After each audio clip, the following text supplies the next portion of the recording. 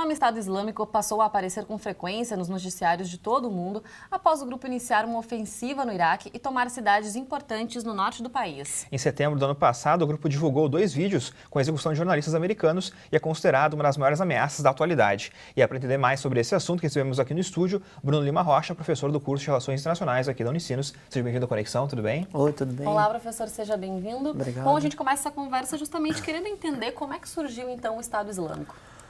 Bom, eu sou obrigado a retornar na chamada Segunda Guerra do Iraque, Terceira Guerra do Golfo, quando em 2003 o governo Bush Jr. promove a invasão do Iraque, alegando que havia no Estado iraquiano, o governo Saddam Hussein, a Al-Qaeda no Iraque. E vocês vão se recordar, até em filmes Hollywood explica bem, havia um baralho de cartas, que eram os alvos a serem capturados individualmente do governo iraquiano vinculado a Saddam Hussein. E escapou um general do governo Saddam Hussein, chamado Al-Duri. General Al-Duri era um especialista em infantaria ligeira e que foi um dos membros do baralho de cartas que escapou. Esse homem vai comandar, anos após, o chamado Despertar Sunita, que eram aqueles que eram leais ao governo Saddam Hussein que perderam postos de poder no novo governo iraquiano, de maioria xiita. Essa é uma origem, a origem militar do braço do Daesh, ou Estado Islâmico, ou Estado Islâmico do Iraque e do Levante. A outra, quem criou o Estado Islâmico, foi, no meu entendimento, a estúpida política de segurança dos Estados Unidos. Porque o Sheikh al-Baghdadi, que é o líder espiritual, religioso e político desse grupo, ou eu ia falar dessa demência, me permita falar isso, ele foi preso como suspeito em Al-Buqa, que é um campo terrível, assim, um campo de concentração terrível. Então, assim como no sistema prisional brasileiro, que o preso entra primário e sai pós-doutor no crime, ele entrou como um estudante de teologia islâmica, simpatizante do jihadismo e saiu convicto. Então, ele passa a fazer parte do despertar sunita e das relações que tem o al-Baghdadi com a antiga Al-Qaeda no Iraque, que era comandada por um jordaniano, al-Zarqawi. Quando o Zarqawi morre num num ataque da aviação dos Estados Unidos, que na casa que estava localizado caiu uma bomba de 200 quilos na cabeça dele, esse al-Baghdadi assume o comando político-religioso da Al-Qaeda no Iraque. Mais à frente, a Al-Qaeda no Iraque expande a sua presença político-militar para a Síria. E seria o braço da Al-Qaeda junto da Al-Qaeda na Síria, que é a Frente al-Nusra. E aí o número 1 da Al-Qaeda, depois que o Bin Laden foi morto, recomendou ao Baghdadi falando o seguinte: olha, você por favor não opere na Síria, porque já temos uma filial, eles chamam de franquia, uma franquia na Síria. Ele disse que não, eu vou operar onde eu quiser. E contestou a liderança do médico egípcio al-Zawahiri, que é o homem que comanda, no caso, a Al-Qaeda depois da morte do Bin Laden. Então ele foi expulso da rede Al-Qaeda e começou a montar uma própria rede. Então seria uma franquia da Al-Qaeda que rachou a partir da guerra do Iraque e da guerra da Síria. E dá para fazer um mapa, então, professor, de onde o Estado Islâmico atua ainda, ou eles estão muito espraiados, digamos assim? Não, dá, é tranquilo. Infelizmente é tranquilo para os povos que vivem no flagelo do Estado Islâmico.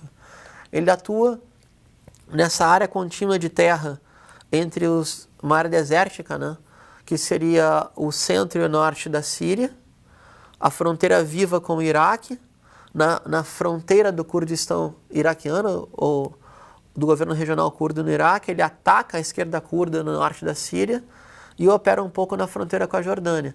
A diferença da Al-Qaeda é que eles tentam estabelecer um domínio territorial e recriar uma fronteira que é fictícia. O que acontece na região? A partir da Primeira Guerra Mundial, com a derrota do Império Otomano, a chancelaria francesa e inglesa fazem um acordo infame. Sykes-Picot, Picot, chanceler francês, Sykes, chanceler inglês. E redistribui as fronteiras territoriais de acordo com monarquias ou grupos de poder de confiança, de ingleses e franceses, respectivamente. Então eles operam nessa faixa entre o antigo protetorado francês da Grande Síria e a antiga monarquia hashemita, o ramo iraquiano, que foi derrubada no golpe de Estado pelos generais e coronéis vinculados ao Ba'ath, partido militar árabe, que depois veio a ser o governo Saddam Hussein. E a monarquia hashemita, de origem colonial inglesa, continua no poder na Jordânia. Então atua naquela faixa de deserto da antiga Mesopotâmia, ou Mesopotâmia e Levante. E para a gente entender bem, professor, quais são os ideais que regem então esse grupo? A mesma doutrina infeliz, infame, totalitária que rege a Arábia Saudita. A mesma. Que é uma vertente do Islã chamada doutrina wahhabita, que tem um ramo salafista, entre o igual e o horroroso, o pior e o horroroso, onde tenta prevalecer uma interpretação dura do Islã através de uma não separação de poder entre o nível político, o nível religioso, usos e costumes e justiça. Tudo como se fosse uma unidade de poder em torno da interpretação das palavras do profeta, que é uma religião revelada, porque o mito de fundação do Islã é esse, né? Muhammad ou Maomé recebe as palavras de Deus através da boca do anjo Gabriel. Então é incontestável, tu pode interpretar, mas tu não pode contestar. Então o que rege os usos e costumes dessa gente é uma visão, diria, medieval dura do Islã, e a tentativa de reconstruir a Ummah. Ummah era a área onde o antigo Império Otomano, islamizado, domina uma boa parte do que é o Oriente Médio, Norte da África e Sul da Europa, incluindo o que seria a Espanha, a Al-Andalus, Andaluzia. Então a ideia deles é reproduzir a Ummah através de um califa autoproclamado. Quem é esse califa? O Sheikh al-Baghdadi. A Al-Qaeda ela é mais... ela é tão absurda quanto, mas ela é mais tática. Então ela estabelece 6 califados na sua projeção. E como é que eles conseguem, então, recrutar esses homens para fazer parte desse Estado Islâmico? Como é que eles são organizados? Vamos lá. Aí começa a coisa feia das relações internacionais, a parte feia da geopolítica, né? Primeiro, a maior fonte de financiamento da Al-Qaeda e do Estado Islâmico são as monarquias árabes leais aos Estados Unidos. Não estou inventando nada. Se a gente entrar no portal da TV Al Arabiya, que é uma TV que tem base na Arábia Saudita, está dizendo, estava falando há um ano e meio atrás, temos que rever nossa política externa em relação à guerra civil da Síria.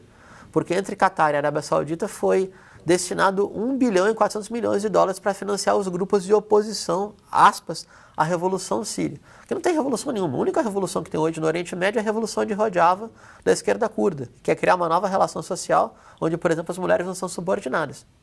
Agora, quem financia essa gente é, basicamente, as monarquias árabes produtoras de petróleo e os grupos conservadores islamizados. Por exemplo, da Indonésia saem financiadores, da Chechênia saem financiadores. Eles disputam as doações dos financiadores através das relações com as elites de países que são monarquias sunitas.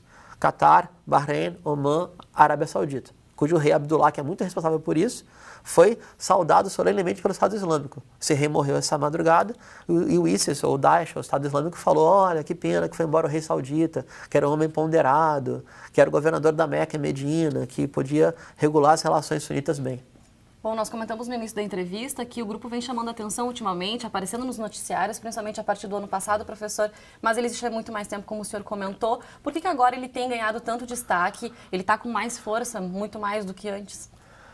Aí a gente tem que entender um pouco a guerra midiática, porque existe uma disputa pelas redes sociais e de mídia, uma guerra de propaganda entre a Al-Qaeda e o Daesh, ou o Estado Islâmico. Eu odeio que chame de Daesh, porque não reconhece como Estado.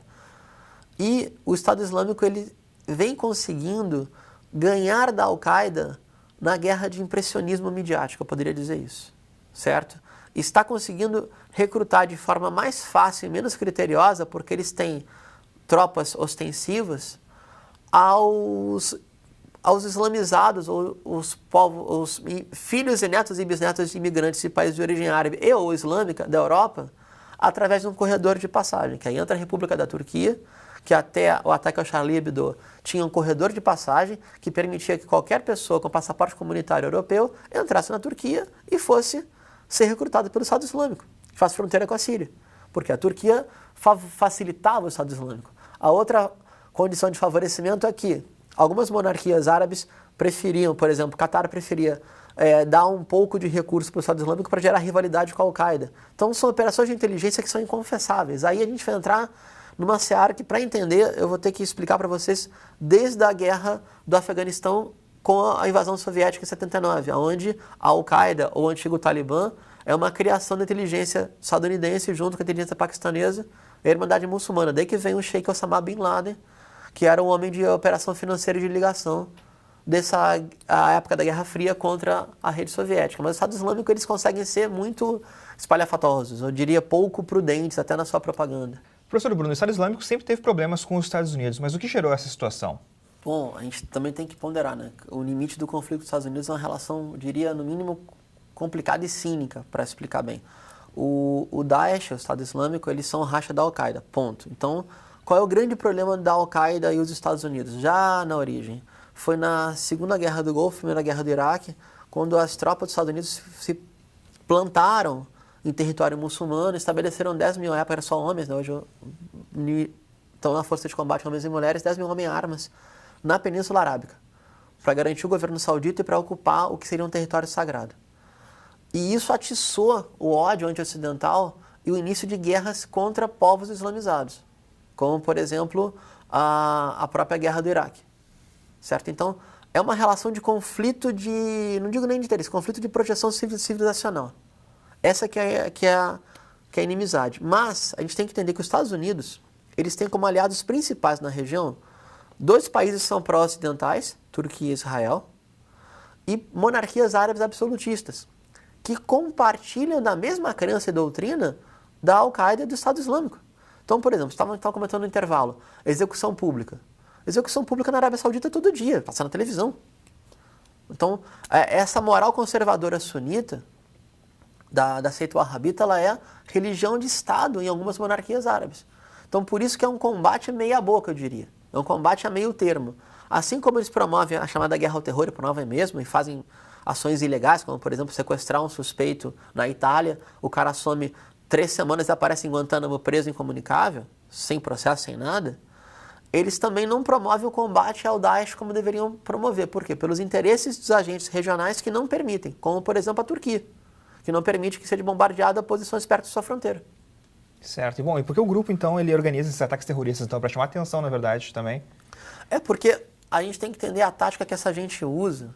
É interessante do ponto de vista do conflito de inteligência, porque o que mais interessa aos 2 grupos integristas é recrutar novos adeptos. Como eles têm o mito do martírio, né, que o mártir vai para o paraíso, vai ser recebido por 40 virgens, vai ser homenageado pelo profeta, etc.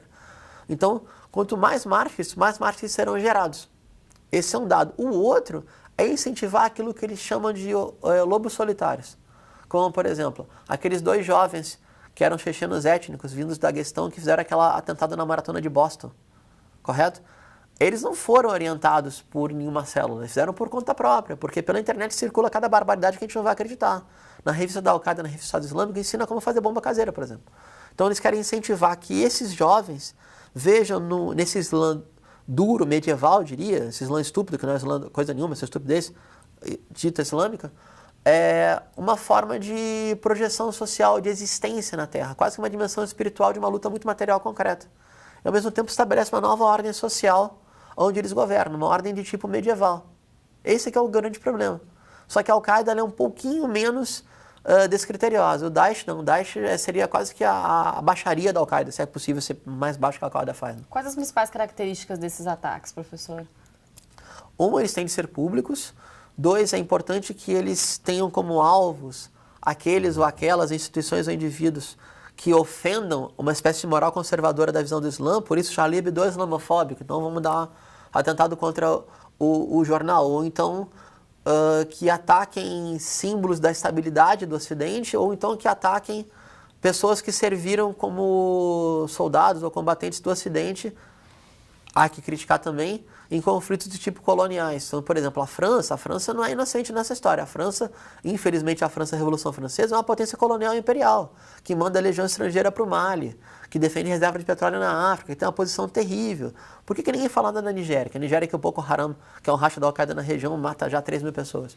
Porque está estabilizada a indústria do petróleo na Nigéria. Quando os caras entrarem no petróleo, aí vão ter, precisamos intervir na Nigéria. Essa relação cínica. O bombardeio na Líbia foi a mesma coisa. Por que era bombardeio na Líbia quando o Gaddafi estava caindo? Para garantir o óleo que chega na Itália, que é um óleo fino, que a Itália precisa para poder fazer aquecimento nos seus lares. Infelizmente, eu quero ser muito categórico com vocês. Quem combate o integrismo islâmico são as forças de esquerda do Oriente Médio, e especificamente a esquerda curda, porque os demais fazem jogo cínico contra eles. O senhor comentou da questão do petróleo, quer dizer, um fator importante para a gente comentar é que esse grupo tem muito recurso financeiro, né, professor? Como é que a gente pode entender isso? Eu também não consigo entender, porque eu queria... dados que saem em revistas importantes, tipo Foreign Policy, que é uma revista boa, entendeu? Foreign Affairs, mesmo no Al Jazeera. Eu não sei como é que faz, eu sei que se eu não prestar conta no final do ano, o leão me pega, certo? A gente pega a Polícia Federal interceptando gente que manda dólar para fora. Agora, como é que você compensa 2 milhões de dólares de dia? Que é quanto esses caras estão faturando na Síria hoje, vendendo petróleo no mercado, aspas, negro, dinheiro no mercado branco, né? Como é que esses caras compensam esse dinheiro? Algum circuito financeiro tem que ter. Quem fazia isso para a Al-Qaeda era o Bin Laden. O próprio Osama Bin Laden, que usava as empresas da família como empresa de fachada, para lavar. Tem várias formas que essas pessoas usam para lavar esse dinheiro. Agora, 2 milhões de dólares é um volume muito grande. Então, se a gente imaginar que não existam instituições sólidas de bancos nacionais, bancos de países árabes, contas secretas e serviços de inteligência, esse dinheiro não circula. Esse que é o problema. Tem uma trama aí por trás que está muito além do que a gente pode ver pela CNN ou pela Al Jazeera. Sem dúvida. E, professor, para encerrar então, como estão as operações que visam combater o grupo atualmente? Vamos lá, de novo, aí que tá. É uma coalizão cínica, porque assim, a Arábia Saudita manda aviões de caça para bombardear o Daesh.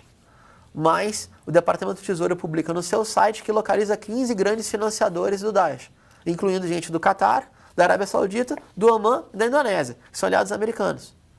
As operações do Ocidente contra eles são bombardeios sistemáticos, que ajudam a combater o Estado Islâmico, mas não obriga a Turquia a fechar sua fronteira. E, ao mesmo tempo, a fronteira está fechada para quem combate de fato eles, porque esses caras decretaram extermínio dos curdos e escravização das mulheres curdas e yazidis e outras minorias.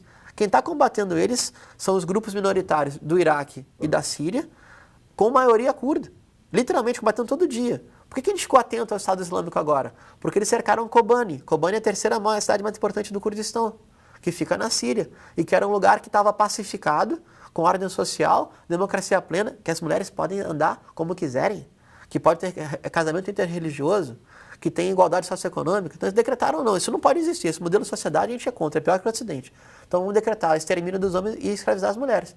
Então o combate agora é ali. Além dos bombardeios, eu sinceramente, eu acompanho isso diariamente por obrigação profissional, eu não vejo nada. Tá certo, professor. Bom, uma verdadeira aula aqui, né, Rodrigo, para a Isso. gente conseguir entender realmente como é que funciona o Estado Islâmico. Professor, muito obrigada pelas informações. Até a próxima. Eu agradeço a oportunidade e até a próxima. Obrigada.